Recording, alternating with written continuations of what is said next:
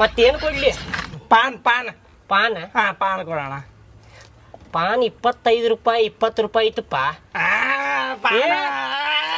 ಪಾನಣ PAN PAN PAN ಕೊಡೋಣ.